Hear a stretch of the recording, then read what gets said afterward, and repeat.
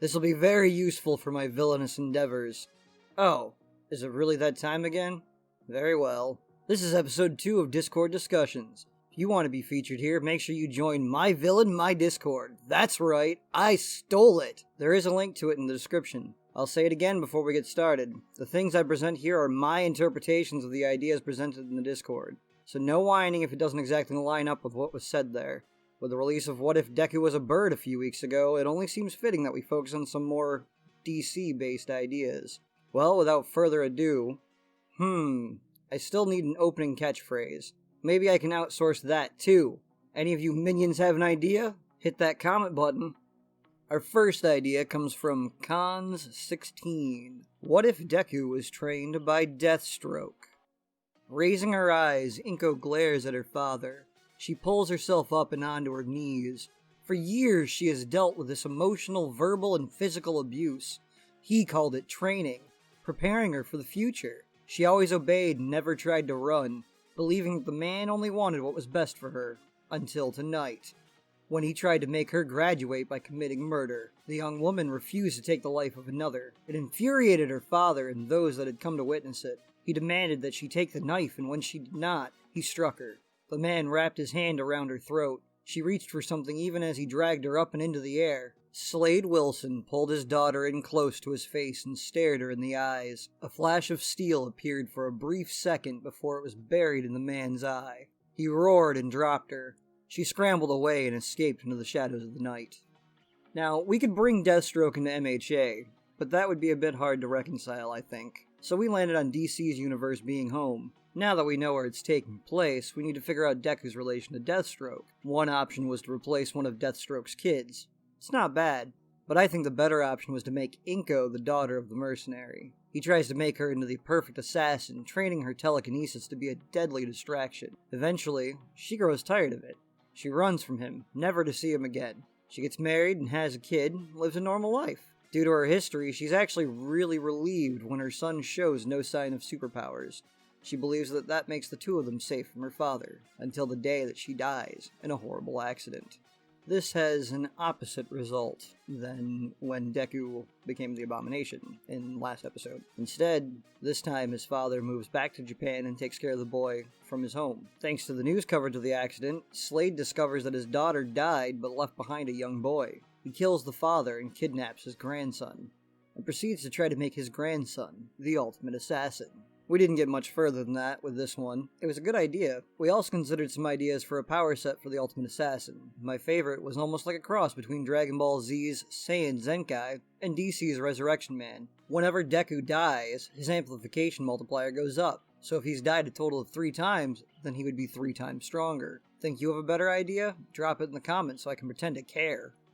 Now the one that you all have been waiting for. This one comes from Himiko Kame. What if Deku was the Joker? Plastered onto a pasty white face was a bright red smile.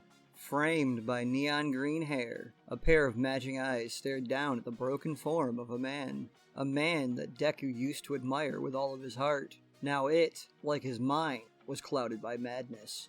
The man at his feet coughed up blood and breathed his last breath. Something quivered in Izuku's chest. It rippled through his throat. Deku tried to cover his mouth, but it was too late. Laughter exploded from his lips and never stopped. We're gonna go back to that time when Deku found out that he had no quirk. In this timeline, when he found out, something inside him snapped, and a permanent smile slid across his face to hide the brokenness inside.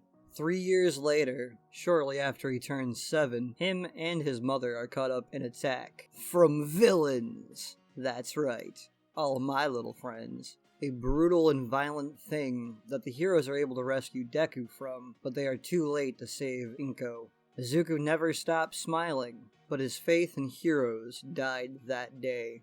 We have Deku's father return again, but this time he doesn't stay. Instead, he helps set Deku up with Bakugo's family, as he didn't want to cause more stress by making the boy move. Those around couldn't understand the defense mechanism always in place in Izuku. How could he smile with everything so awful happening to him?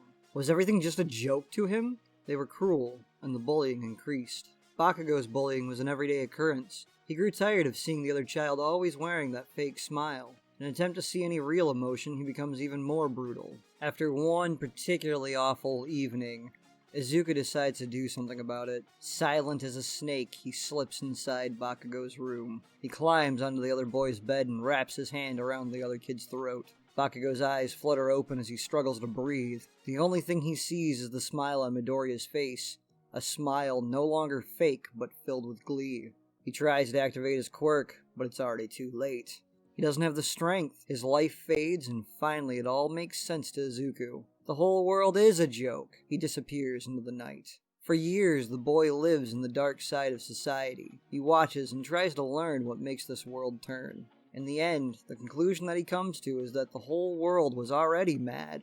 Everyone just playing with these archaic ideas of hero and villain. He decides that the world doesn't even deserve to exist, and he just wants to watch it all burn.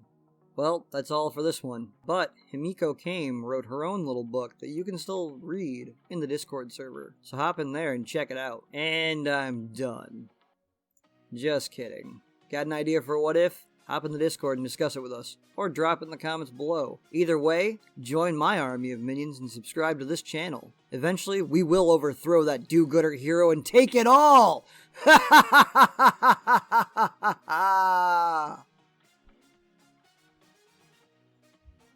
What? You're still here? Go! Away with you!